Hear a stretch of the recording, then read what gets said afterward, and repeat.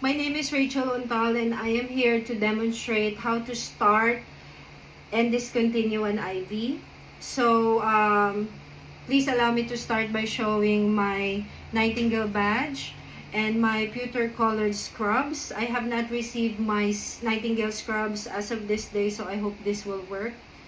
So, I have identified my patient, who is Miss Davis, and she is here to get her normal IV drip. So I will start by knocking on my patient's door and introduce myself as the nurse who will start her IV. So I will close the patient's door to provide privacy, and I will do my hand hygiene and verify my patients with 2 identifiers. So she has provided to me her full name and birthday. So now I will start preparing my materials for this skill or for this IV insertion. So I will do hand hygiene again, and then I will wear my gloves.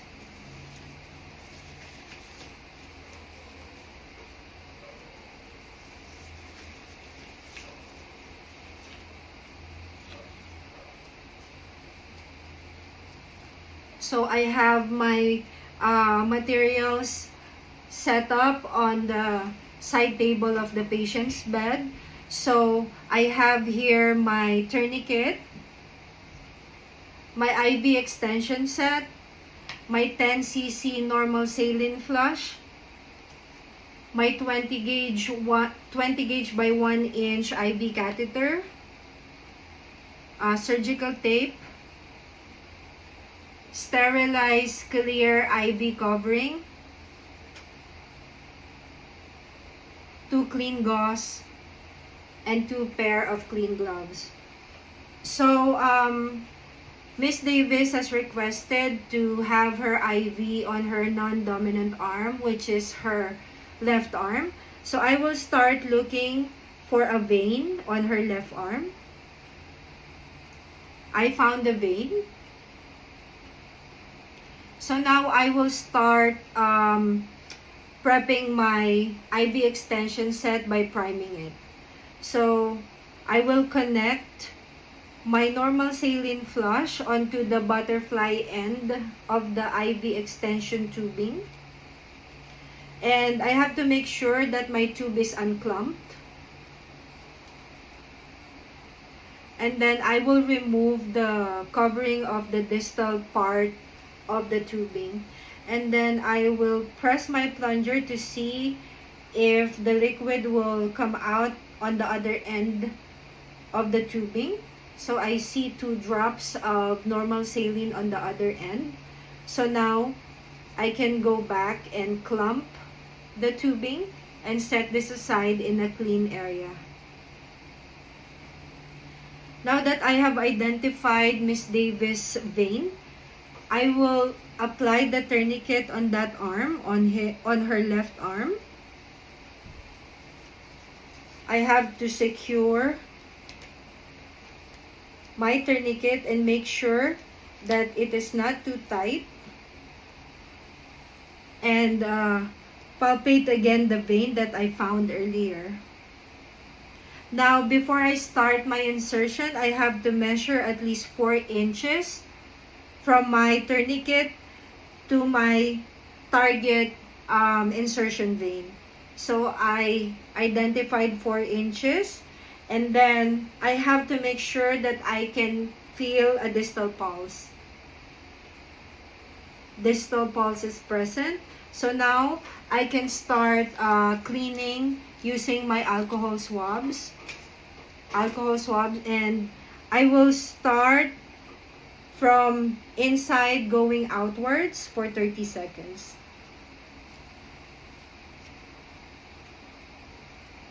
Throw this. And now I will grab my IV catheter.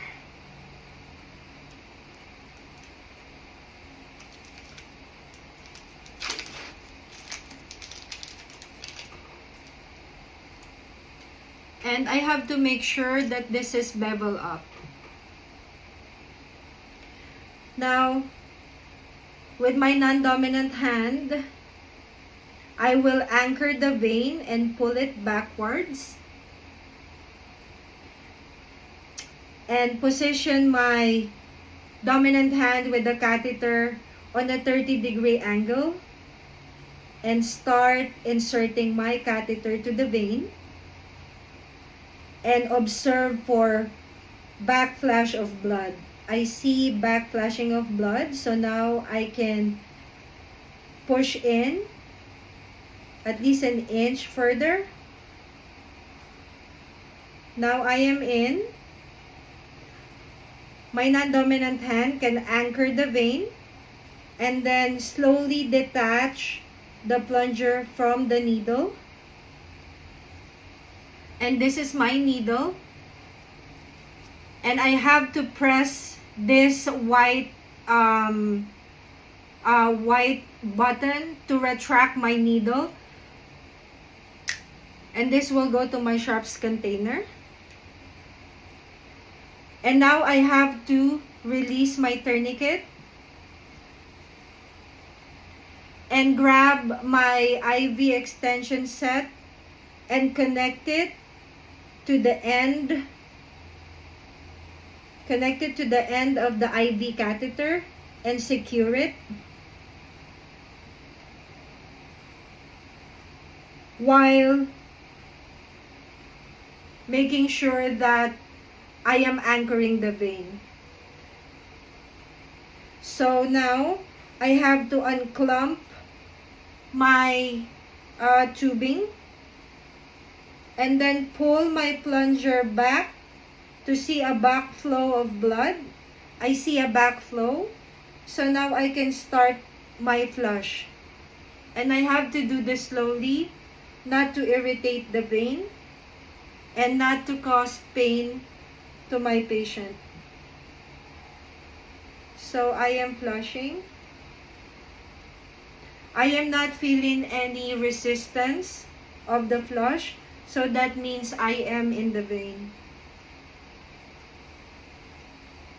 Okay, so I have flushed the vein, and now I have to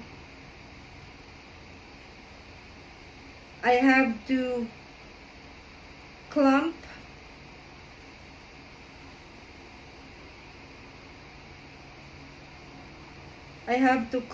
the tubing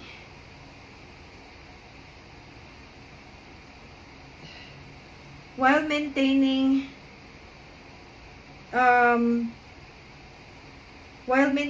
the support on the vein with my non-dominant hand, and disconnect the IV extension set from my saline flush. Now I can grab the sterilized IV cover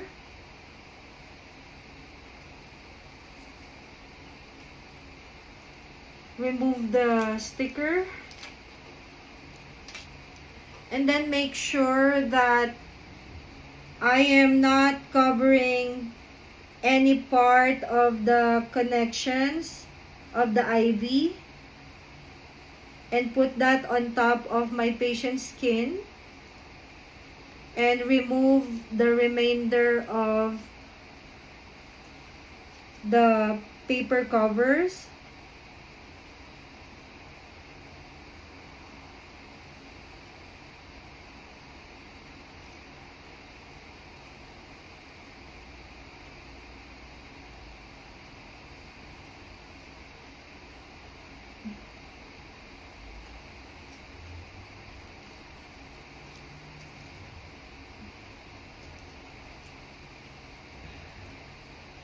This is a little tricky because I have to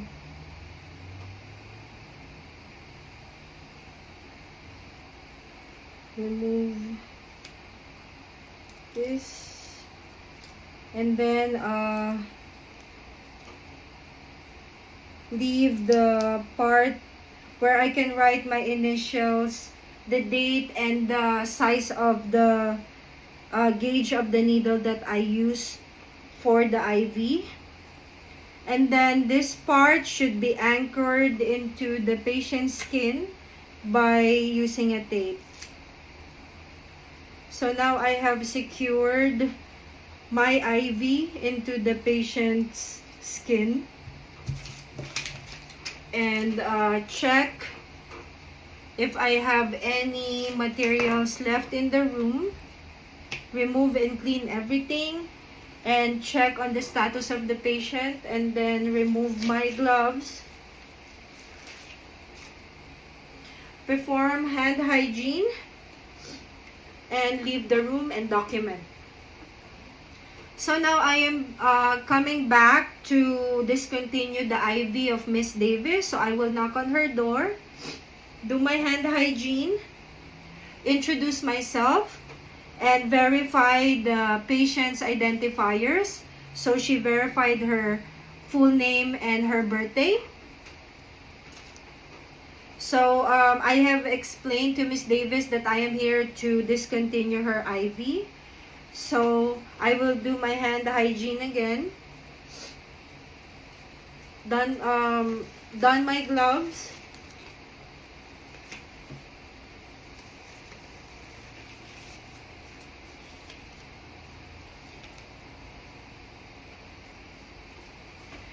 And I have to make sure that the catheter is the tubing is clamped.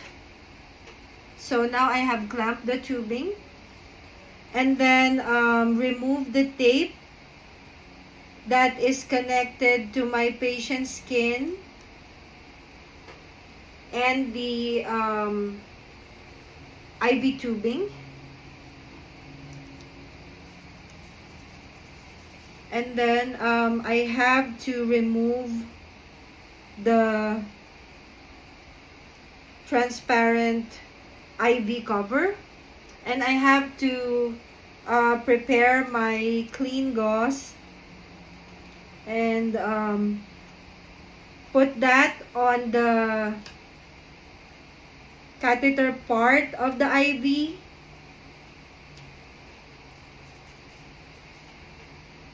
And then gently withdraw the IV catheter while still applying pressure using my non-dominant hand on the venipuncture site. And then check my catheter if it's intact. 1 inch is the size, so that is all right. And this will go to the sharps container. And continue apply pressure onto my patient's skin or patient's venipuncture site for at least 30 seconds. And then check if there's bleeding. There's no bleeding. Get a new set of clean gauze. Put that on top of the venipuncture site and secure it with the tape.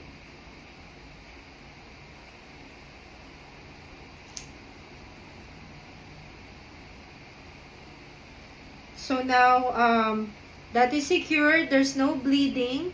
My patient is doing okay as she verbalized it.